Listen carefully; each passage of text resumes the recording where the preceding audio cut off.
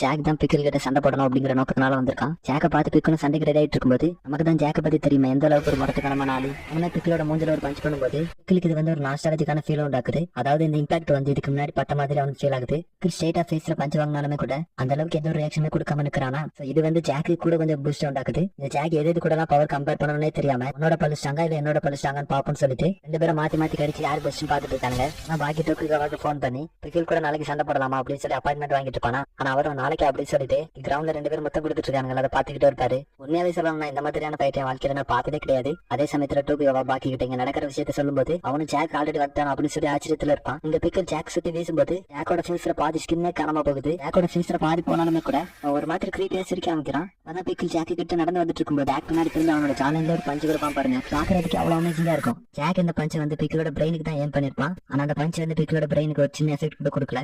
Fight நடக்கக்கூடிய கிரவுண்டுக்கு பாக்கி அங்க இருந்து ஹரிபரியா ஓடி வந்துட்டு இருப்பானா. பிக்கிள் ஹண்டிங் பாக்ஸ்ல இருந்து ஜாக் அட்டாக் பண்ணவும் ஜாக் செத்துட்டான். பார்த்தா 10 மீட்டர் தள்ளி பிக்கிள் தான் விழுந்து கிடப்பான். பாக்கி இதெல்லாம் பாத்துட்டு நம்ம ஆல்ரெடி ரொம்ப லேட் அப்படின்னு டிசப்பாயின்மெண்ட்ல இருக்கேன். அப்புறம் ஜாக் பிக்கிள் பிடிச்சு அங்க மாடர்ன் ஹியூமன்ஸ் வந்து இவாலா இருக்குமா அப்படின்னு சொல்லி கிட்டே பிக்கிள் அடிச்சு துவைக்க ஆரம்பிக்கிறான். இதுலயுமே ஜாக் இருக்கிறாள் அவன் வந்து ஸ்ட்ராங்கர் ஆகணும் அப்படிங்கிற நோக்கத்தினால சரியான பொருட்கள்ல இருந்து பொண்ணுங்க இது வரைக்கும் எல்லாமே விட்டு கொடுத்துருக்கான். அதே சமயத்துல ஸ்ட்ராங்கர் ஆகணும் நான் என்ன வேணா பண்ணலாம் அப்படிங்கிற முடிவுல ட்ரக்ஸ்ல இருந்து ஸ்டெராய்டு எல்லாமே எடுத்திருக்கான். ஜாக்க பொறுத்த வரைக்கும் ஸ்ட்ராங்கர் ஆகணும். அதுக்கு என்னென்ன பாசிபிலிட்டி எல்லாம் இருக்கோ அது எல்லாத்தையுமே யூஸ் பண்ணக்கூடிய மாதிரியான ஒரு கேரக்டர் தான் அவன். அப்பதான் ஜாக் இருக்கான். நம்ம பிக்கிளோட காலை பிச்சு எடுத்து அவனோட ஃபேஸ் எடுத்து திட்டுவானா. பிக்கிள் அதை பார்த்துட்டு அது ஃபர்ஸ்ட் என்னதுன்னே தெரியல. அவன் வந்து இதுக்கு முன்னாடி மிரரே பார்த்திருக்க மாட்டான். அவன் எப்படி இருப்பான் அப்படிங்கறதே அவனுக்கு தெரியாது. ஆனா இப்ப அவன் கையில இருக்கிறது வந்து அவன் பாடியில உள்ள ஒரு பாட்டு அப்படிங்கறத மட்டும் அவனால உணர முடியுது. அதுவுமே அவனோட காது பகுதியில இப்ப இருக்கிற பெயினாலதான். பிக்கிளோட ஃபேஸ்ல இப்போதைக்கு நம்மளால பார்க்க முடியுது அவன் எந்த அளவுக்கு கோவத்துல இருக்கான். ஆனா ஜாக் வந்து ஒரு பஞ்ச் பண்ணுவானா. ஆனா அந்த பஞ்ச் அவன் மேல பட்ட மாதிரியே இருக்காது. பிக்கிள் அந்த பிளேஸை விட்டு நகர்ந்த மாதிரியும் தெரியல, டாஜும் பண்ண மாதிரி தெரியல. இதை நினைச்சு ஜாக்குமே ரொம்ப குழம்பு போயிருக்க. அதுல சடனா இவனை சுத்தி இந்த அளவுக்கு டஸ்ட் எப்படி வந்துச்சுன்னு யோசிச்சுட்டு இருக்கான். குழப்பத்தோட பிக்கிளோட காலை டார்கெட் பண்ணி கிக் பண்ணும்போது ஜாக் இந்த அளவு தெளிவா பார்த்துட்டு தான் இருக்கிறான். அந்த கால் அந்த இடத்துல மூவ் ஆகவே இல்ல.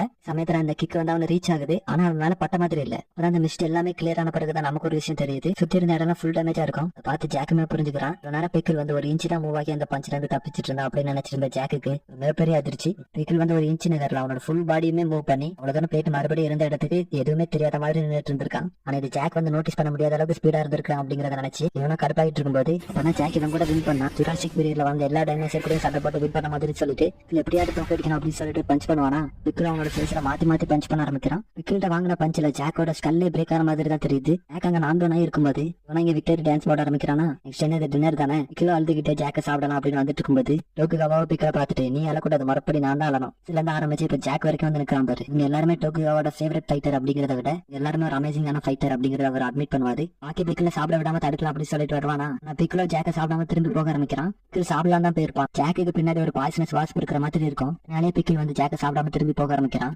எதனால இப்படி நடக்குதுன்னா பிக்கிள் அவனோட டீனேஜ் வயசுல இருக்கும்போது இதே மாதிரி ஒரு வெனமாசான வாஸ்பை அடிச்சு சாப்பிட்டுருக்கான். ஃபர்ஸ்ட் அவனுக்கு தெரியாது இது வந்து ஒரு நார்மலா ஃபுட் அப்படின்னு நினைச்சு சாப்பிடும்போது சாப்பிட்ட பிறகு அவனோட பாடியில வந்து நிறையவே பாதிப்புகள் உள்ளாக்கப்படுது. அந்த வாஸ்பை சாப்பிடும்போது என்ன சென்சேஷன் இருந்துச்சோ அதே இதை இப்போதைக்கு ஜாக் மேலே அவன் ஃபீல் பண்றான். நீ நடக்கிறதெல்லாம் டோக்குகாவா பார்த்துட்டு அன்கான்சியஸா தான் இருக்கிறான். அவனை வந்து ஈஸியா சாப்பிடலாமா அப்படின்னு சொல்லிட்டு ஜாக் பக்கம் போவாரா. ஆனா ஜாக்கோட ரெண்டு கையுமே ரியாக்ட் ஆகுது. இப்ப மட்டும் டோக்குகாவா ஹைட்டா மட்டும் இருந்திருந்தாரு நேரத்துக்கு அரை டெத்து தான். பிக்கிள் கையால இல்ல ஜாக் கையாலவே டெத்தா இருப்பாரு. பிக்கிள் மட்டும் ஜாக்க சாப்பிடணும்னு முடிவு பண்ணி அவன் கிட்ட போயிருந்தானா நேரத்துக்கு பிக்கிளோட ரெண்டு காதுகளையும் ஓட்ட விழுந்திருக்கும். டிசைன்ல பார்த்தா ஜாக் ஹாஸ்பிட்டல் தூக்கி போட்டிருக்காங்க. நம்ம டாக்டர் குறைகா இருக்காருல நர்ஸுக்கிட்ட எல்லா ப்ரொசீஜருமே சொல்லிட்டு டோக்குகாவாவை பார்க்க வருவாரா. அவருமே ஜாக் இப்ப இருக்கிற கண்டிஷன் எல்லாத்தையுமே கேட்டுட்டு சரி இப்ப அதெல்லாம் இருக்கட்டும் டாக்டர் இப்படி பண்ணா டாக்டர் அதுக்கு என்ன இருக்கும் அப்படின்னு கேட்கும்போது இது அன்கான்சியஸ் இதை பண்ணானா. ஓகே இது வந்து எப்படி சொல்றாங்கன்னா அந்த காலத்துல எல்லாம் தப்பு பண்ணா தலையை வெட்டி எக்ஸிக்யூட் பண்ணுவாங்கல்ல.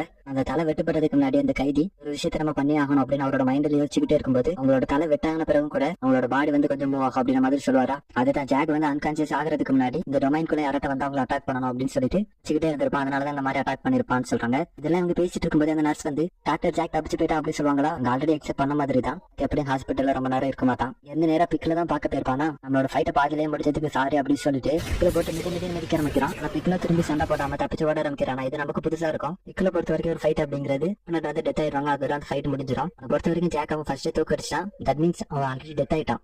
திரும்பவும் ஃபைட்டுக்கு வரான்னு சொல்லும்போது பிக்கிலுக்கு இது வந்து புதுசா இருக்கும்போது அவன் வந்து தப்பிச்சு ஓட ஆரம்பிக்கிறான். இதுக்கு முன்னாடி பிக்கில் கூட சண்டை போட்டவங்க எல்லாம் அவங்களோட தோல்வி ஒத்துக்கிட்டு அதுக்கு அடுத்து பிக்கில் கூட சண்டை போட வந்திருக்க மாட்டாங்க. ஆனா ஜாக் டிஃபரெண்ட் அவன் தோத்துட்டான். ஆனா அதை ஒத்துக்க மாட்டான்ல. பிக்கில எவ்வளவு நேரம் தான் ஒரு சொல்லிட்டு ஜாக் ஒரே ஒரு பஞ்ச் தான் பண்ணுவானா. அந்த ஒரு பஞ்சுக்கே ஜாக் வந்து அன்கான்சியஸ் ஆகிறான். நெக்ஸ்ட் அகைன் ஹாஸ்பிட்டல்ல முழிக்கும் போது டோக்குகாவா எவ்வளவோ சொல்லி பாப்பாரு. அவன் கேட்கற மாதிரி இல்ல. அப்பதான் பாக்கியும் ஜாக் பார்த்துட்டு நீ எப்படி ஃபீல் பண்ற அப்படிங்கறது எனக்கு புரியுது. அவ்வளவுதான் இது முடிஞ்சிடுச்சுன்னு சொல்லும்போது அப்பதான் பாக்கி ஜாக் கிட்ட சொல்றான். டைம் ரெண்டு பேரும் ஃபைட் பண்ணும்போது ஜாக் தோத்துருப்பான்ல. அடுத்து பிக்கில் அவனோட பாடியை சேஃபா ஹேண்டில் பண்ணி சாப்பிடலாம் அப்படிங்கிறதுக்காக எடுத்து வச்சிருந்திருப்பான். அதெல்லாம் சொல்லும்போது ஜாக் அவனோட டிஃபிட்ட ஒத்துக்கிற மாதிரி தான் தெரியுது.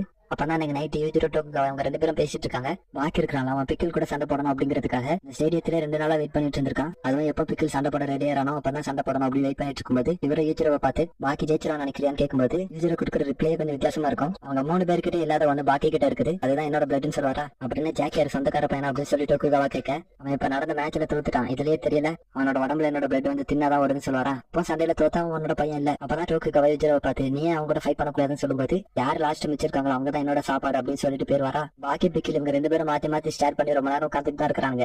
நீ ஆசைப்பட்ட நேரத்துக்கு சாப்பிடுற, ஆசைப்பட்ட நேரத்துக்கு தூங்குற, அப்பதான் பாக்கிக்கு ஸ்ட்ரைக் ஆகுது. இவனுக்கு பசிச்சா நம்மள சாப்பிடுவானு தோணிட்டு இருக்கும்போது டோக்குகாவா ப்ரொஃபசர் கிட்ட பிக்கில் கொடுக்கக்கூடிய சாப்பாடை பத்தி பேசிட்டு இருக்காரு. கொஞ்ச நாளாவே பிக்கில் வந்து சாப்பிடாம தானே இருக்கிறான். இதுதான் ப்ரொஃபசருமே சொல்றாரு. பிக்கில் வேட்டையாடின டீரெக்ஸ் பாடி இருக்கு, அது ஈஸ்ல தானே இருந்திருக்கும், அது வந்து ஜப்பானுக்கு வர வச்சிட்டாங்களாம். இதுவும் ஒரு கல்ச்சரல் ட்ரெஷர் தானே, அதுவும் முக்கியம் தானே அப்படின்னு சொல்லி டோக்குகாவா கேட்க அது முக்கியம் தான், அதை நம்ம ஒத்துக்கிட்டே தான் ஆகணும். அது பிக்கில் ஹண்ட் பண்ணது, அது அவனோட சாப்பாடு. அதே சமயத்துல பிக்கில் கம்பேர் பண்ணும்போது அது ஒண்ணுமே இல்லை அப்படின்னு மாதிரி சொல்லுவாரா. அதான் நம்ம மஞ்சள் கலர் மாட்டே இருக்கான், அவன் ஜப்பானுக்கு வந்துட்டான். பிக்கிலுக்கு சாப்பாடு சப்ளை பண்ணிட்டு போகும்போது அந்த டீரெக்ஸோட கறியில பாதி பாக்கிக்கு வந்து ஷேர் பண்ணுவானா. பாக்கி அதை பார்த்துட்டு இது ராமீட்டர் அப்புறம் சாப்பிடுறதுன்னு யோசிப்பான். சரி கொஞ்சம் சாப்பிட்டு பார்க்கலாம்னு சாப்பிடும்போது உண்மையாவே நல்லா தான் இருந்திருக்காங்க, எதிர்பார்த்ததை விட சூப்பரா இருந்துச்சுன்னு சொல்லும்போது 2 பேரும் வயிறு மட்டும் சாப்பிட்டு உட்காந்துட்டு இருக்காங்க. இந்த ப்ரொஃபசரோட பிளான் என்னதான் இருக்குன்னா டீரெக்ஸோட டிஎன்ஏ இருக்குல்ல, அதை யூஸ் பண்ணி இதே மாதிரியான கரையை ரீப்ரொடியூஸ் பண்ணலாம் அப்படிங்கிற முடிவுக்கு வந்திருக்காரு. இருக்கும்போது பிக்கிலுக்கு வயிறு பசி அப்படிங்கறதே இருக்காதுல்ல, சின்ன ஃபைட் பண்ண வேண்டிய தேவையா இருக்காது. இந்த மாதிரி இவங்க இங்க பிளான் பண்ணிட்டு இருக்கும்போது நெக்ஸ்ட் டோக்குகாவா ஹனாயாமாவை பார்த்து ப்ரொஃபசர் கிட்ட பேசினதெல்லாம் சொல்லும்போது வெறுமே ப்ரொஃபசர் வந்து அப்படி திங்க் பண்றதுல தப்பே இல்ல, அந்த அவர் வந்து ஒரு சயின்டிஸ்ட் தானே. அப்பதான் ஹனாயாமா இதுக்கு முன்னாடி பிக்கில மீட் பண்ணது வந்து டோக்குகாவாக்கு தெரியாதுல. அதை பத்தி சொல்லும்போது இந்த 2 பேருக்கு இடையில நடந்த மேட்சை பார்த்துருந்தா ரொம்ப நல்லா இருந்திருக்கு அப்படின்னு டோக்குகாவா இங்க வருத்தப்பட்டு இருக்கும்போது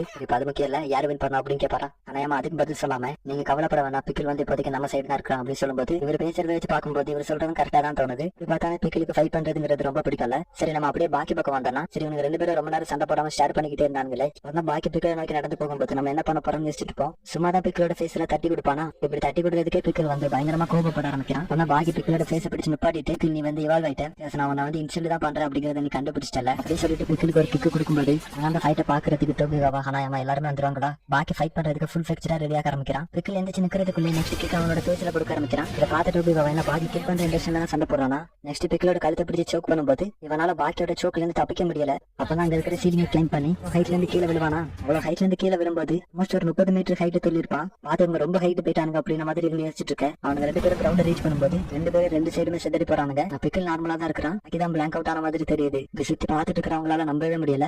பிக்கில் பரவாயில்ல, அவனோட பாடி ஸ்ட்ரக்சர் அப்படிங்கிறது வேற. ஆனா பாக்கியால எப்படி அவ்வளவு ஹைட்ல இருந்து விழுந்த பிறகு இந்த டேமேஜ் தாங்க முடியுதுன்னு யோசிச்சுட்டு இருக்கும்போது கொஞ்சம் கொஞ்சமா பாக்கி கிட்ட க்ளோஸ் ஆரம்பிக்கிறான். அடுத்து என்னதான் பண்ண போறோம் அப்படின்னு நம்ம யோசிச்சுட்டு இருக்க. இந்த எபிசோடு இங்க எண்டாகுது.